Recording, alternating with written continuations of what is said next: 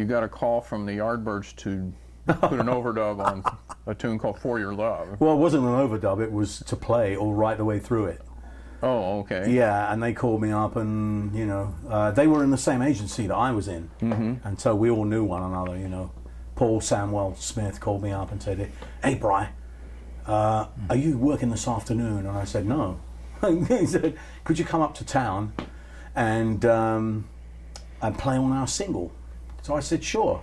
Where are you? And he said, "Well, we're opposite the BBC in Portland Place, which is just up above kind of, it's Upper Regent Street. It's up from Oxford Circus." So I jumped on the tube, went to Oxford Circus, walked up the road to this little pokey studio, and I went, "Well, this is weird. I've never been here before. I never heard of this place." So I went in, and Paul came up and said, "Hey, listen, we're going to play you this tune, you know." So he played the tune to me, and I said, "Well, yeah, it's pretty straightforward. What do you want?" And he says, "Well, we want like an intro and then a rhythmic comp all the way through the tune, you know." Okay. So I looked around and said, "Well, where's the organ?" And he says, "Well, no, they don't have an organ here." And I said, "Well, that's strange." Then I looked further and I went, "Well, where is the piano then?" And he said, "No, we've got no piano." So I said, "Well, what am I supposed to do?" He says, "Well, no, we've only got this." And over in the corner with a cover over it was this shape, which we whipped the cover off, and it's a double tier harpsichord.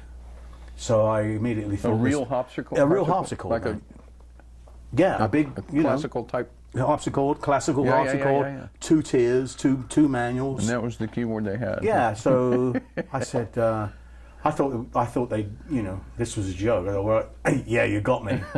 No, you know, this is it, you know.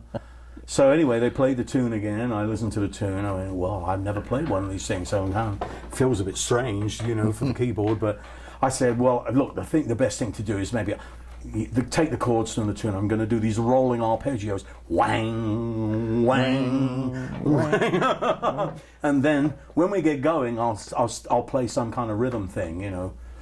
So they said, "Fine, okay." So we eventually, we cut the thing in about 2 hours. The whole band's all playing together? Yeah, we're all playing together. With the guy playing a bongo drums? Yeah, all of them. Yeah, everybody. And was it Eric Clapton?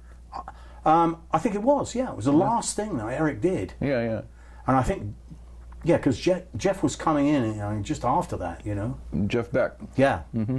So, I remember walking back towards the tube to go home, thinking to myself, well, who in their right mind is going to buy a pop single with harpsichord on it? And of course, I couldn't have been more wrong. The damn thing went to #1 everywhere. Thing, yeah. And that was their first hit, I think. I think it was, yeah. They had a whole really series big, of hits. really big hit, yeah.